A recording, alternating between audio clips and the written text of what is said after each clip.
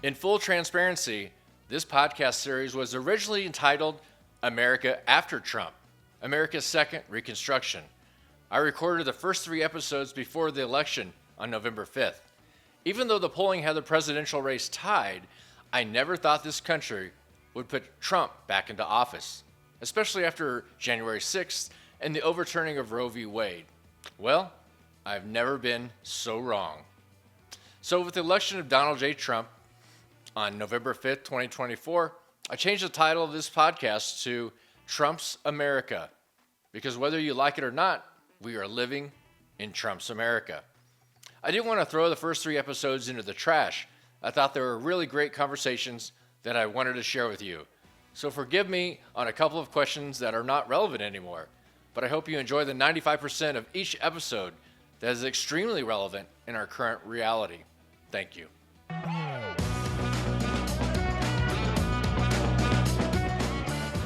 Welcome to America After Trump, America's Second Reconstruction. I'm your host, Mick Larson. Today's podcast guest is Dr. Frank McAndrew. Frank is a professor of psychology at Knox College in Galesburg, Illinois. He has twice received the Philip Green Wright-Lombard College Prize for Distinguished Teaching. Frank's book, Environmental Psychology, has been translated into several languages and is recognized as a classic text in the history of that discipline. You may have seen Frank on all the major networks and cable channels discussing his work on mass shooters, gossip, and creepiness. I've been looking forward to having Frank on, so let's do this. Welcome, Frank. I introduced you in the open on the podcast, but why don't you tell the folks the areas of work you've done in your career and what are you working on now currently? Well, I've been kind of a jack of all trades in my career. I started off as an experimental psychologist who studied animals, but over time I've morphed into first a social psychologist and then an evolutionary social psychologist, which basically means I'm interested in social interaction, but I'm also interested in looking at it through the lens of evolution. In other words, we are the kind of beings our ancestors needed to be successful in prehistoric times. And a lot of the problems and interesting stuff we have today is the mismatch we now have between the caveman brains we're walking around with and the modern world that we're not necessarily prepared to deal with. We'll definitely get into that.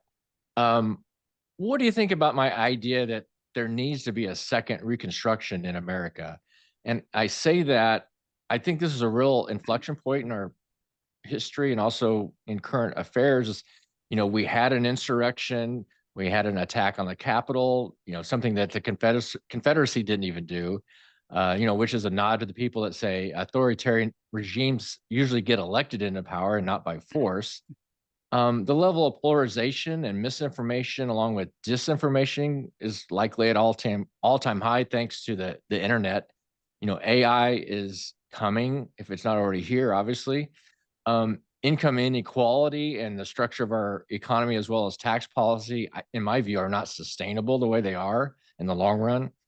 It just feels like we need to do a lot of work. We need a fully functioning Republican Party. We need, solutions, not division. So does that qualify in your mind as a reconstruction or where we need to go from here? Well, I think it certainly qualifies as a goal to strive for, but I think we have a serious problem. The infrastructure that's making all of this stuff possible is very firmly in place now. And if anything, it's only getting stronger. And by that, I mean the internet and the fact that we can silo ourselves into our respective worldviews.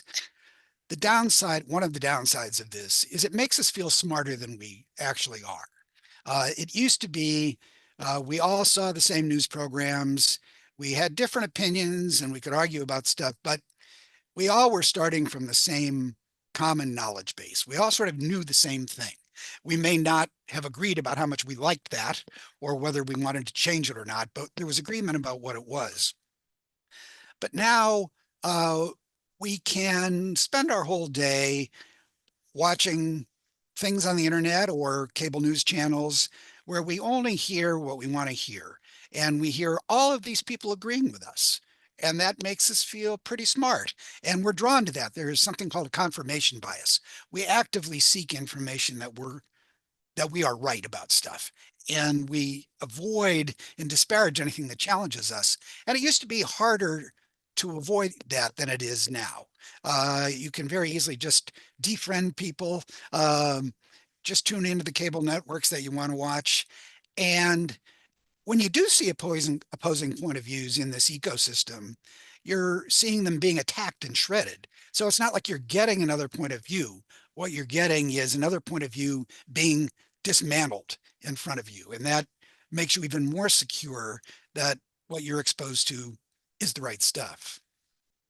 So, Yeah. yeah, as long as that's in place, I don't know how we get ourselves out of this hole.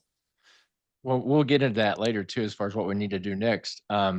This is kind of a big question, but if you had to explain to your incoming freshmen in some of your classes what happened to the country during the Trump era, how would you try to explain that?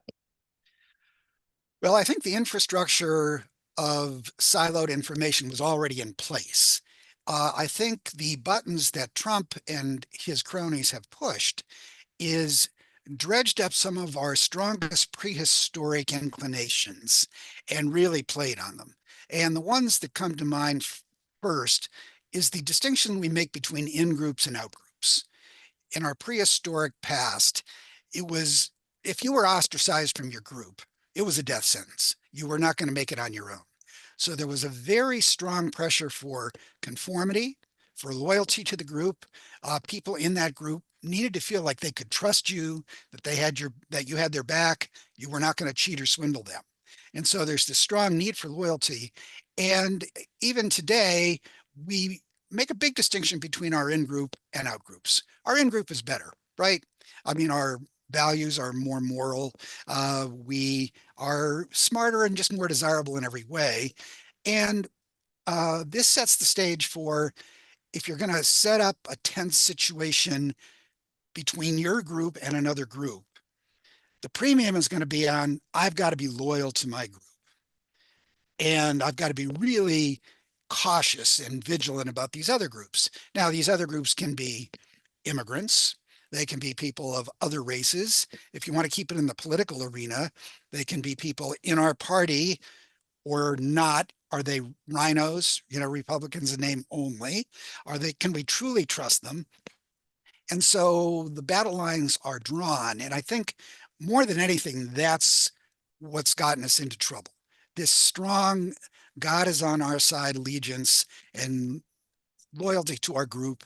It's kind of like professional sports teams, right? You follow this team and you love the team and you root against the quarterback from the other team. But then he gets traded to your team. Now he's on your team. So you support him, even though you didn't used to like him at all. We do the same thing with politicians. I think people who say they don't support Trump and Vance and the MAGA movement in general, damn it, it's still our team. And the idea that we're going to be a turncoat, that's why people like Liz Cheney are so ostracized by their former party. They've committed the worst sin. Yes, criticizing the group from within, Oh, and yeah. they kicked her out. Yeah, absolutely. That brings up so to from that theory of evolutionary psychology that MAGA became or is an identity for folks, and it's hard to attack. It's hard to attack an identity. Can you talk Yes, about that a little bit? sure. Because it becomes who you are, not just what you happen to believe or what your opinions are. And so when people start disagreeing with each other over these issues, they become identity issues. If I hear somebody disparaging my political position, what I'm really hearing is them telling me that I'm stupid, that my values are inferior to their values, that my religion or whatever I hold dear is not being respected. And so it's hard to compromise in that situation. Is there a way? How do you tactfully, you know, um, whoever is president is going to say they're the president for everybody, Yeah. and obviously public policy is for everybody. It doesn't care whether you're Republican or Democrat, it's whether you qualify for it or what have you. Um, what's the way out of this conundrum, this Well, polarization that we're in?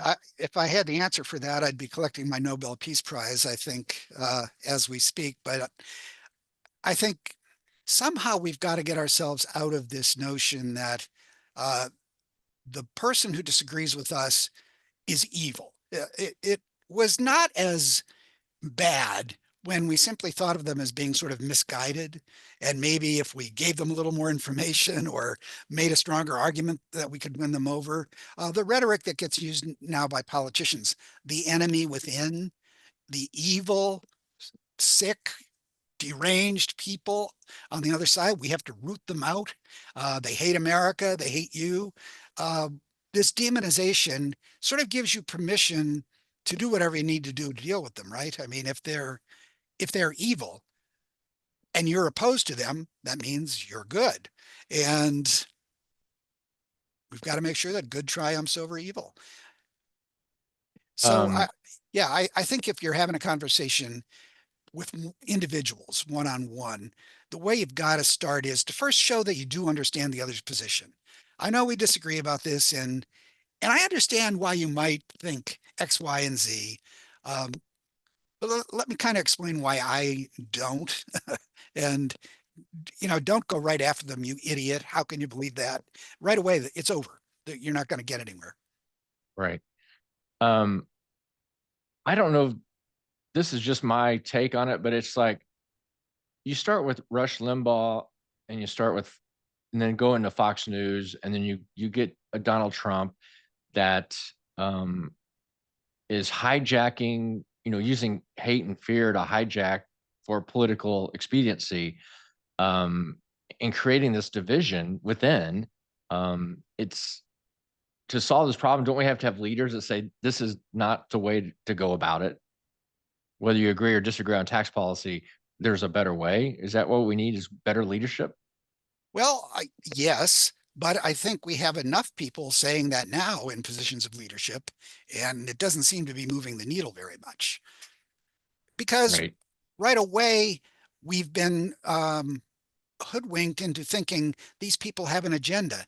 Sure, they're saying all of this compromisey stuff, but they're part of the conspiracy. They're part of the deep state. Of course, that's what they're going to tell us. It's just another ploy on their part to screw us in the end. So the suspicion levels are so high that, I'm really at a loss to know how to break through that. And I think it's happening on both sides. We tend to focus on the MAGA movement and their reaction against the left. But if I get in a room full of my most left-wing friends, the names of the people change, but the characterization of what's going on the opposite side, the evil, the stupid, it all sounds sort of the same. Yeah. I mean, obviously, you know, political ideology is like a horseshoe, right? Most Mm, of us are in the bottom yep. half, and your extremes on the left, your extremes on the right, on the top of the horseshoe, and both are just very ideological, and they don't accept compromise. Yep. And when we're tuning into our news channels or internet sites, we're seeing the two ends of the horseshoe.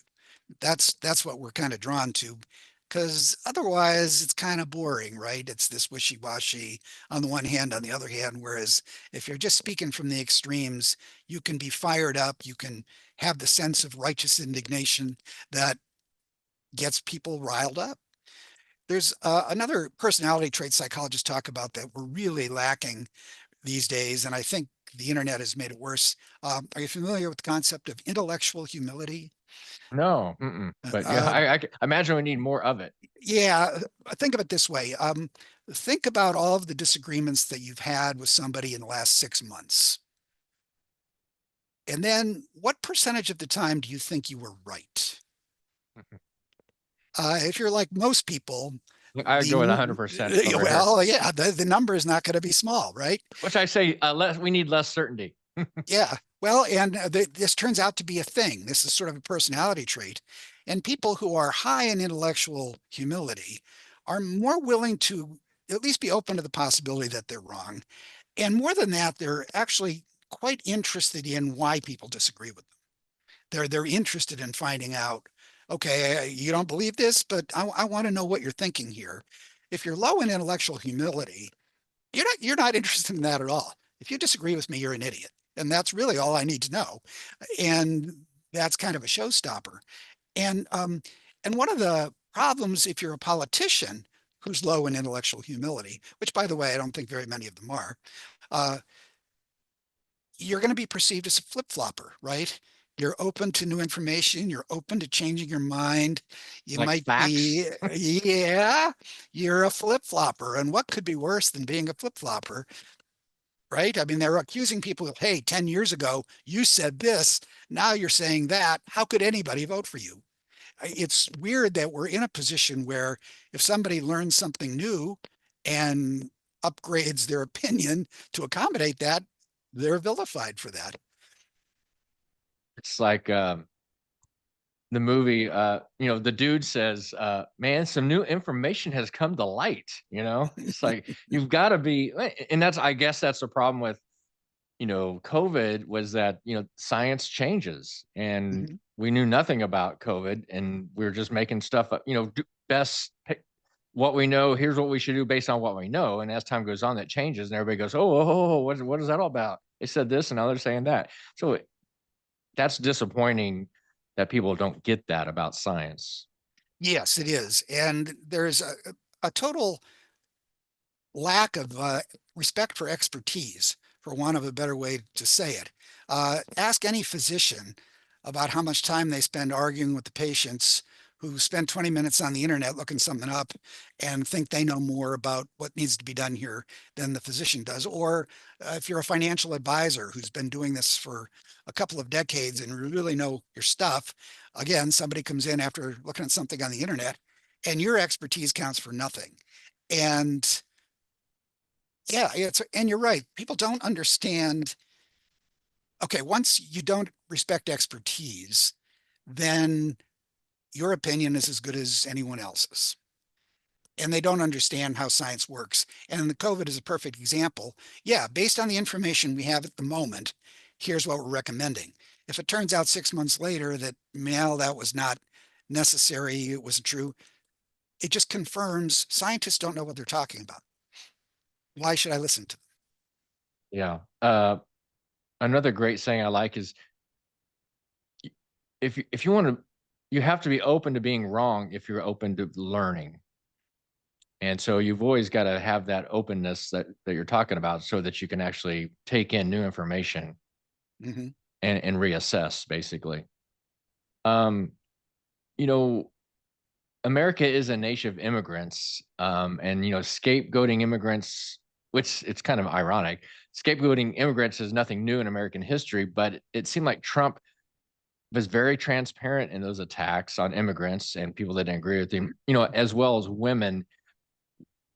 What's your thoughts on why it became just he was giving a permission structure like you already mentioned, but I'm just curious why it was okay for him to be that bold and that transparent about his, vilification of immigrants. Well, I think that's part of his appeal to people. I don't think he's the smartest guy around, but he's got a good feel for knowing what's going to move people. And if people are walking around suspicious of outsiders, afraid of their future getting taken away by someone else, they think of life as a zero-sum game, right? If immigrants are getting something, that must mean something's being taken away from me, which is not the case, but it's easy to fall into that trap.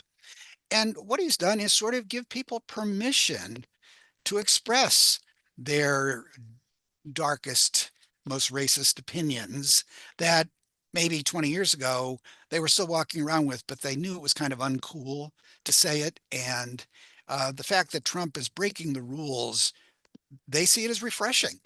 Hey, it's about time somebody stood up to whoever those people are that are making us feel bad about ourselves. Well, when it comes to women's reproductive health care in our country and was basically reversed by 50 years under Trump and the Supreme Court. What do you think that is all about? Well, again, it's, about control, but it's also it, it's very telling about the lack of nuance in positions. I think most pro-lifers, people who are, very much against abortion, tend to think of it in a very simplified way, right? You've got women behaving loosely and not wanting to pay the consequences for that, and so they're aborting children. All of this stuff that's come up about these women going through these terrible, well, they're dying as a Yes. result of not being able to get health care. That kind of nuance was totally non-existent in people's minds. I mean, all they were thinking is, okay, they're killing babies. End of story. We don't need to know anything else. But the different The ways that this reality. could, yeah, the reality is so much more complicated. And I think if you talk to most of these people one-on-one about, well, what do you think of this situation? What do you think of that? They're going to say, well, yeah, this is wrong. Those people should be able to get that care, but the snowball is rolling down the hill. And yeah, Well, I would say all this is all about male mating strategies and controlling women. Um, to me, it's that simple. I mean, I'm doing a documentary about it, but it's like the the the women that had two children, they were having their third, they wanted to have this child. Wasn't like you said, the simply like someone's being loose or whatever, and didn't use birth control, what have you. But these families are trying to add to their family, welcome these children into their world, and something goes wrong. And like at least in Texas, and perhaps maybe in Florida too, but they'd rather see her die than get an abortion. And to me, that is a red flag for like this is about control. This is not about the yeah. fetus.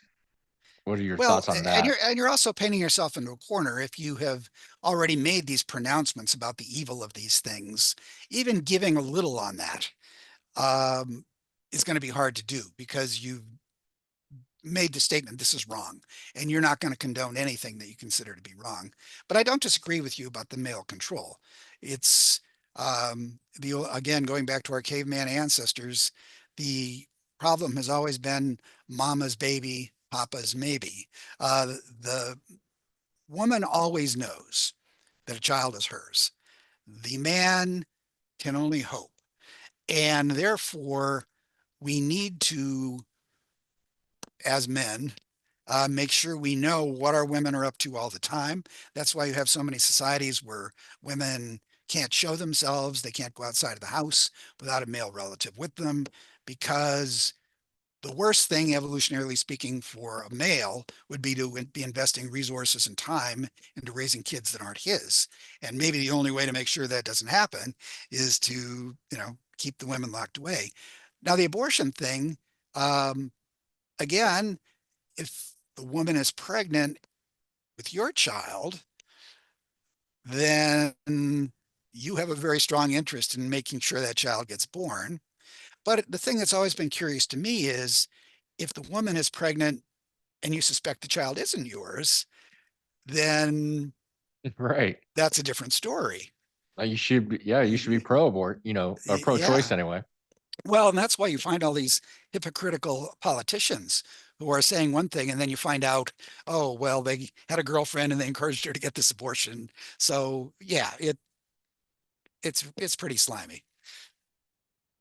Um, Looking at your research into, mass shooters and how they profile, there seems to be some overlap with a certain kind of American, I'm not saying um, they're all MAGA folks, but this feeling of being disaffected, being a disaffected Trump voter is what we hear in the media. Um, is there any overlap with those guys and that feeling? And I think like you said, so. politics is very much about feeling. Yeah. Oh, I absolutely think the feeling of being disrespected is a very powerful motivator, especially for men. And the mass shooters, before I segue back into the the politics of it. For the most part, what is the profile you hear in the news as soon as one of these happens? They don't say, guess what the captain of the football team just did, or guess what the president of the student body just did. No, when they describe the person, you hear words like a loner, uh, odd, somebody who was bullied, always somebody on the fringes who was not respected or taken seriously by anyone. And this is the explosion of violence as a way to show, God damn it, I am to be taken seriously. I am a person of consequence. You're going to know who I am. And depending upon whether there's ideology involved, it plays out in different ways.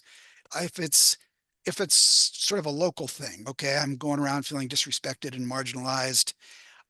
I go back to the school that made me feel that way. I go back to the workplace where I was bullied or belittled. And that's where I make my statement in a very personal way. With ideology, it's much more, you just don't feel like anybody cares or knows about you. You feel powerless. And you get into this internet world where you start posting and expressing opinions. And for the first time, maybe people say, yeah, you know what you're talking about and you feel important. And when you see the people that they hate, what could be a better route to being somebody important than to go out there and show them you have the guts to do something about it? And so the mass shooter is driven by different things, but the lack of respect is the thing that's pushing them. Now, getting back to the whole MAGA movement, I think a lot of Trump's appeal, they've always wondered, well, how does this rich guy who went to Ivy League schools appeal to, these working class, non-college educated men? Well, for the simple reason that he seems to hate the same people they do. He seems to be sticking it to the people that look down on them and make fun of them, the Hollywood types who ridicule them on sitcoms, the academic elites who are on the talk shows, looking down their noses, or so they think, at these people. So Trump's appeal is, he's fighting their battles for them. Yeah, maybe he's got money and maybe, he went to one of those fancy schools, but deep down, and I think there's some people who have sort of analyzed Trump as feeling disrespected. Like, he grew up in New York, but he was never really accepted by the Right. powers that be there. He was always considered this outsider that was looked down on. And so in some ways, his behavior is driven by this need to be someone. Well, he certainly spent a lot of time and energy before he even ran for office, trying to get in front of, newspapers and radio shows and TV. So he was, full bore on that. Oh yeah. And the name Trump on building, I mean, wherever. Yes. You know, what about, I mean, can you shed some light on why there is so much disinformation and even conspiracy theories coming from, a certain type of American, whether it's like Pizzagate or Sandy Hook or, the most recently, the FEMA hurricane relief conspiracy theories. Yeah. Is there any way to explain that? Well, I think that they spread like wildfire. Well, first of all, they keep getting repeated. There's something called the mere exposure effect. The more often you hear something, the more comfortable you get with it. And the more you start to think it's true, because if it wasn't true, they wouldn't be still saying it, right? It would have been debunked by now and it would have gone away. And if it hasn't gone away, then there must be something to it.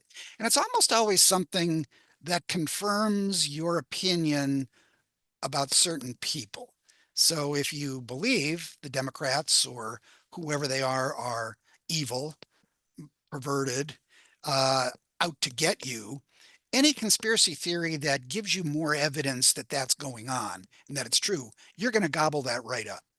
Whereas a conspiracy theory that goes against the grain, that is telling you something you don't want to hear, it's much easier to dismiss that as not true. I think it's interesting when people hear conflicting conspiracy theories, like, okay, when Princess Diana was killed, um, there were some conspiracy theories that said, well, the royal family had her murdered. But then there were other conspiracy theories that said she faked her own death so she could disappear and get out of the limelight. Well, you're not going to be able to believe both of those, right? I mean, you're going to have to choose sides there. So uh, the nice package of conspiracy theories are the ones that all feed into the same narrative, that people that you're suspicious of to begin with are even more sinister than you thought. And yeah, and even if you're, I mean, getting back to our conversation about COVID, something that always fascinated me was Trump could have taken credit for railroading this vaccine through in record time. He switched the levers on that threw the money at it, and it happened. And he would have had really something to brag about. Look, I got this vaccine, but what happened? He got the vaccine, and then it was, don't take it. It's Even though he personally took it, yes, oh yeah, and all the and leaders in the Republican Party took it. and some of his Cash Patel, I read something, I think it was in the Atlantic recently, where he even had a scheme where he was marketing some drug that would reverse the effects of a COVID vaccine. I mean, yeah, because there's a market for it. As a society or culture, is there anything we can do about decreasing misinformation and disinformation, do you think? I have to admit, I get kind of discouraged about this because they're short of getting rid of, going back to we need to go back to the day where everybody knew the same stuff. And I don't see how that's possible. The genie is out of the bottle. And, somehow, people need to start hearing other things from people they trust. Even if you tune into one of these other cable networks, and I'm guilty of this as much as anybody, I'll put Fox News on and I'll listen to it for 15 or 20 minutes. And right away, I'm dismissing everything I'm hearing and coming up with counter arguments. And I'm not really being as open-minded as I'd like to think I am when I'm looking at that. I don't know how we get people to make that Or additional step. your BS radar is working really well. Well, that's how I comfort myself, right? That's why it's okay to say this. But yeah, and when I have some conservative friends who occasionally will watch MSNBC, and they just can't believe the bullshit that they're hearing, yeah, because that's where they're coming from. Right here's a theory for you, Mr. Psychologist. Um, I think because liberals believe in government and believe government can solve problems, and so they are invested in it. They want facts because it's hard to fix anything if you don't have the facts. Otherwise, you're just spinning your wheels or Mhm. going aimlessly anywhere. Um, the Republican Party for decades now is anti-government. Whether it be smaller or deregulation, what have you. But so it's created this atmosphere where you know I think the Rush Limbaugh, Fox News, Republican Party have succeeded in being like Russia, where you can't believe anything. Yes. And once you get everyone to think, well, this is just because a Democrat said it, it's false. Or if a Republican, but the thing is, I think Democrats do like facts. And I don't, obviously I'm making a gross generalization here, but I'm just saying liberals like facts because they want to fix things. And Republicans don't really care about facts because they don't really care about fixing anything. And I don't know if that's just an oversimplification, but that's kind of how I see that. It's interesting when you hear talk about dismantling FEMA or the Department of Education or any of these other agencies because they're getting in the way of helping people and solving problems. There's never any suggestion about, well, if they're gone, how will we? And people seem okay with that. It's like, yeah, they're the problem. Let's get rid of them.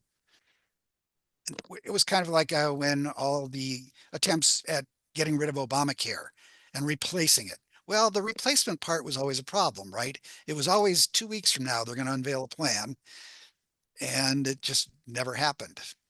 And what did Trump say? Now he has a sketch of a plan or something. A concept of a plan. Well, yeah. Well, as far as the disinformation, misinformation, I do believe in free speech. You can say whatever you want in this country. I definitely believe in that. But I think there needs to be a consequence for lying or intentional misinformation, how as a society or culture can we change the course that we're on? I mean, what ideas, anything? Well, yeah, the misinformation, part of the problem is so much of whether something is misinformation or not is in the ear of the beholder. And so now sometimes, yes, Right. there's a very clear, okay, this is an out and out lie, and that's easier to identify. But there's not this clear border, right? So if somebody's expressing a strong opinion and stating it as fact, well, I mean, is that misinformation or not? It's hard. And as we said before, when we're talking about science, with new information, points of view change. So something that was misinformation 6 months ago isn't misinformation now, or vice versa. So Mhm. yeah, it's a devil of a problem. I think it's one of the reasons I'm not a politician. One of the many reasons is I feel kind of at a loss. And the things you have to do to get elected, I think, make it difficult for you to actually solve problems when you get in there because you've made promises, you have taken favors, or else you wouldn't be elected. And then you're kind of handcuffed.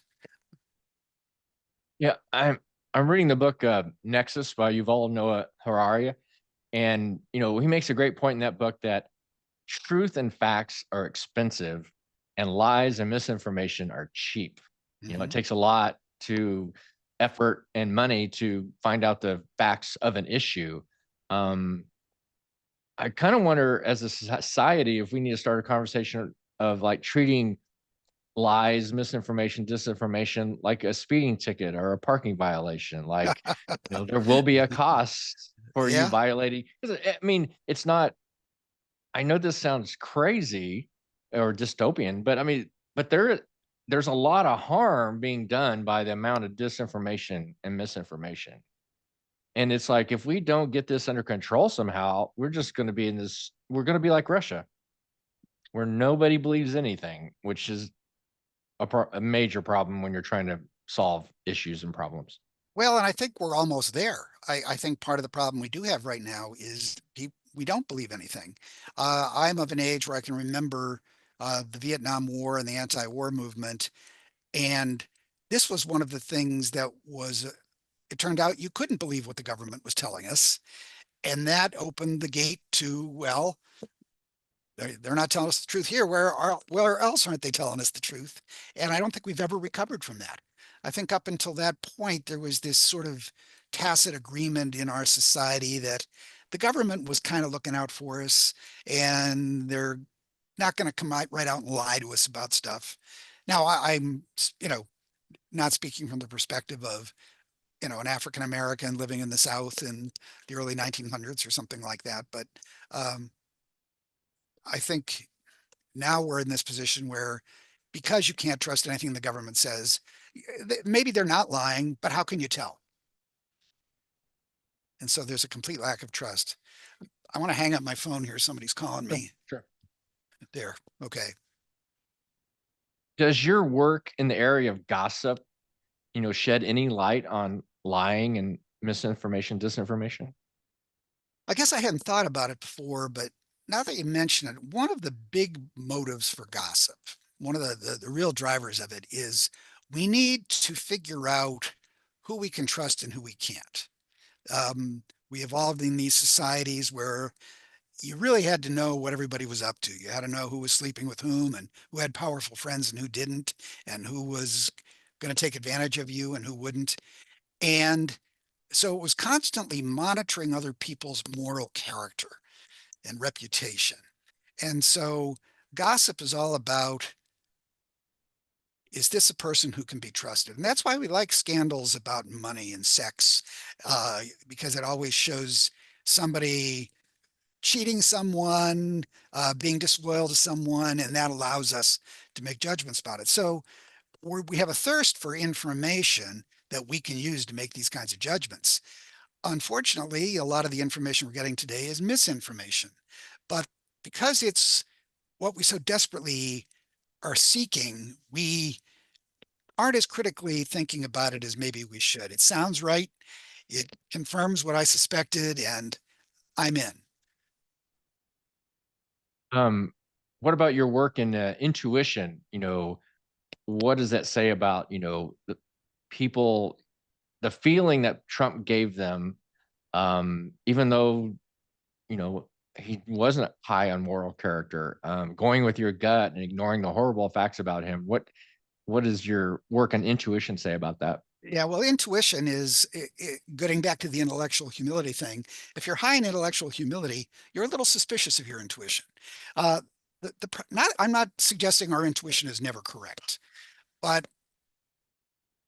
our intuition did not evolve to give us an accurate picture of the world. Think of the way evolutionary pressure would have worked on our perception of the physical world. It's ruthless. If I can't tell whether there's a car or truck coming before I step out into the street, if I can't tell where the edge of that cliff is, if I can't tell whether that thing I'm about to pick up is a kitten or a rattlesnake, my genes are removed from the population pretty quick, right? But in the social world, the pressures are quite different. Uh, so our intuitions were shaped for things that would make us successful, not necessarily things that would give us an accurate portrayal of how the world was. So if I thought too carefully or nicely about my enemies, that might be something that would get in the way of what I might have to do in time of war or conflict. If I was too conscious of my own shortcomings and limitations, I might not strive as much as I otherwise would, and I'd be at a disadvantage there. If I thought the group that I was part of was not moral or trustworthy, then I would not be as loyal to them, and then I might get ostracized, and now I've got a problem. So our intuition has been shaped by things that have been useful for us, not things that necessarily show us what's really going on around us.